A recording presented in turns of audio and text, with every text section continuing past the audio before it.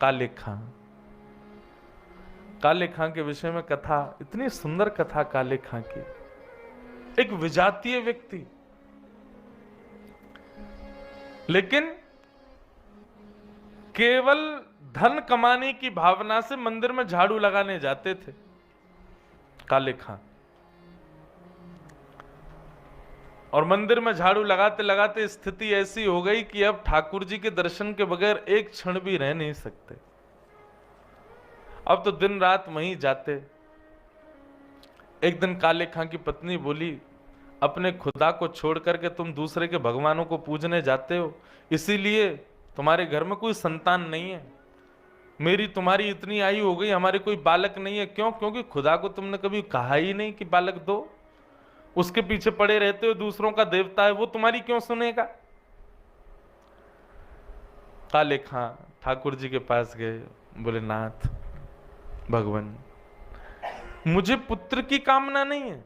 बहुत सुंदर बात है, काले खां का चरित्र बहुत सुंदर। मुझे पुत्र की कामना नहीं है, पर मैं चाहता हूं ये पत्नी की रोज की चिकचिक बंद हो। ये आपको दोष देती है और मेरी और आपकी भक्ति को दोष देती है, इससे मुझे बड़ी परेशानी होती है ठाकुर जी। उसका मुख बंद करने के लिए एक संतान दे दो। देखो संतान किस भाव से मांगी है कि नाथ, मुझे संतान की कामना नहीं, पर मेरी पत्नी का मुख बंद हो, वो बोलना बंद करे, आपकी मेरी भक्ति में दोष देखना बंद करे। वो रोज कहती है आप खुदा से मांगो, इनसे मत। अरे आप ही मेरे खुदा हो, आप ही मेरे सर्वस्व हो, मैं आपके बगैर किसी के पास नहीं जाऊंगा। मुझे नहीं चाहिए, मैं फिर कह रहा हूं, मेरी पत्नी का मुख बंद हो, वो कभी आपके ऊपर उंगली ना उठाए, इसलिए एक संतान दो। ठाकुर जी बंधुओं सब जानते हैं कि कोई चालाकी कर रहा है कि वास्तविकता है। वास्तविकता थी काले खां की, और ठाकुर जी ने काले खां को एक संतान प्रदान कर दी। घर तो नाच रहा था कि घर में संतान हुई, काले खां नाच रहे थे कि अब पत्नी का भगवान से कुछ नहीं बोलेगी। काले खां तो नाच रहे थे बड़े आनंद से। पत्नी बोली, इतना नाच रहे हो, बेटे का मुख देखा? बोले, देख लूंगा, उसमें क्या जाता है। बोले, तो पर नाच क्यों रहे हो? तू नहीं समझेगी, तुमने बेटा तो अभी तक देखा नहीं, फिर भी नाच रहे हो। काले खां तो इसलिए नाच रहे थे ना कि कुछ बोले ना। 8 साल का हो गया बालक, लेकिन बंधुओं भक्त के जीवन में सब बढ़िया बढ़िया चले, ठाकुर जी को उसमें मजा नहीं आता। नमक मिर्च डालते रहते हैं बीच बीच में, ऐसा कुछ करते जरूर हैं जिससे न तड़का लगे, छींक आवे। जैसे घर में मिर्च का तड़का लगता है, सब छींकते डोलते हैं घर के लोग हैं। ऐसे हमारे ठाकुर जी हैं। अगर सब इजी इजी चल रहा है ना भक्त के जीवन में, तो इनको मजे नहीं आते, ये फिर मिर्च का तड़का मारते हैं उसमें, और फिर महाराज छींकता डोलता वो दर दर। काले खां के साथ वही हुआ। एक दिन काले खां मंदिर में खड़ा था, 8 साल का इनका बालक हो गया। यमुना जी के तट पर बालक खेल रहा था, और खेलते हुए उस बालक को एक काले सर्प ने डस दिया। और काले सर्प ने जैसे ही डसा महाराज, बालक दौड़े दौड़े काले खां के घर आ गए। काले खां की पत्नी को आकर के बताया।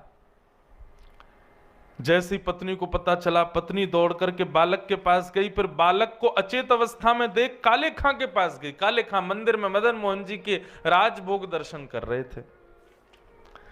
राजभोग दर्शन करते हुए पत्नी पहुंच गई। पत्नी ने आकर के कहा, जल्दी चलो, तुम्हारे बेटे को काले सर्प ने डस दिया है, उसको अभी किसी ओझा के पास ले जाना पड़ेगा, अभी उसका झाड़ा लगवाना पड़ेगा, उसका विष चढ़ जाएगा, हमारा पुत्र मर जाएगा।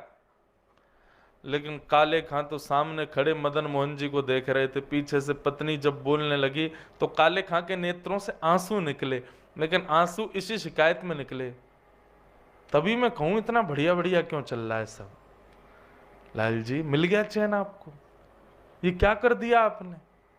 उनको ये चिंता नहीं थी कि पुत्र को सर्प डस गया, उनको ये चिंता थी कि अब पता नहीं कितने दिनों के लिए मैं ठाकुर जी के दर्शन से फिर दूर हो जाऊंगा, और कहीं मेरे पुत्र के यदि प्राण निकल गए तो मेरा मंदिर मेरी पत्नी छुड़वा देगी, वो यहां तो मुझे बिल्कुल ही नहीं आने देगी। खूब रोए मदन मोहन जी को देख के। पत्नी बुरा भला सुनाने लगी, अरे पूरे दिन इसी के सामने खड़े रहते हो, अरे जल्दी चलो, तुम्हारे पुत्र के प्राण निकल जाएंगे। काले खां जी दौड़े, अपने पुत्र को जाकर के देखा, अचेत अवस्था में पड़ा था। पत्नी ने कहा था किसी ओझा के पास ले चलो या किसी ओझा को ले आओ, लेकिन काले खां किसी को लेकर के नहीं आए। किसी वैद्य ने वहीं खड़े हुए उनके पुत्र को देखा और बता दिया, बोले कि इसके तो प्राण निकल गए, अब ये जीवित नहीं है। पत्नी क्रोधित हो गई और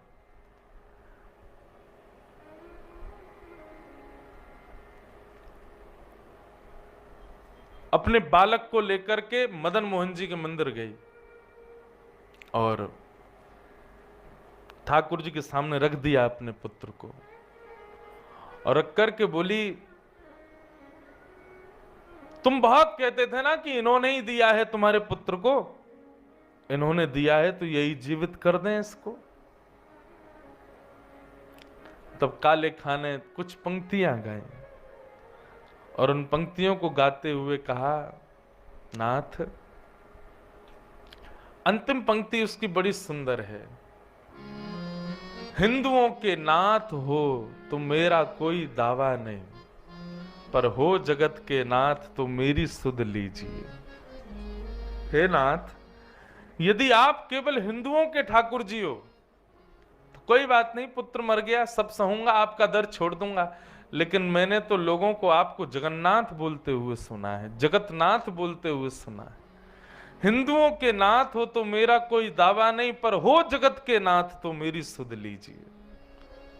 मेरे पुत्र को जीवित इसलिए मत करो कि मेरा पुत्र है, इसलिए कर दो कि कहीं मेरा आपके दर पर आना बंद ना हो जाए। और ऐसा कहते ही काले खां के सामने अचेत अवस्था में मुख से झाग निकल रहा था पुत्र के, विष लग गया था। जैसे ही ये बात कही, इतने में ही पुत्र उठ करके बैठ गया।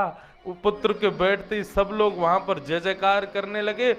पुत्र खड़ा होते ही अपने पिता के पास गया, पिताजी पिताजी। काले खां ने बोला, हाँ कहो। बोले कि वो कहाँ चला गया? बोले कौन? बोले एक बालक आया था, एक बालक मेरे सिर पर हाथ फेर रहा था, मैं उसी की गोद में लेटा हुआ था, बड़ा सुंदर था, उसके कटाक्ष नेत्र थे, बड़ी सुंदर मुस्कान थी, उसमें से बड़ी प्यारी सुगंधी आ रही थी पिताजी, वो मुझे खेलने के लिए बुला रहा था। वो बालक कहाँ चला गया पिताजी? मुझे तो उसी के साथ खेलना है। काले खां के नेत्र सजल हो गए, हृदय से लगा लिया और कहा, आओ गोदी में बैठो, दिखाऊं वो बालक कहाँ है। गोदी में बालक को लेकर के द्वार से ही मदन मोहन जी को दिखाया, वो रहे। सामने देखते ही बालक निहाल हो गया। बोले कि हाँ, यही आए थे, यही मेरे को गोदी में लेके बैठे थे।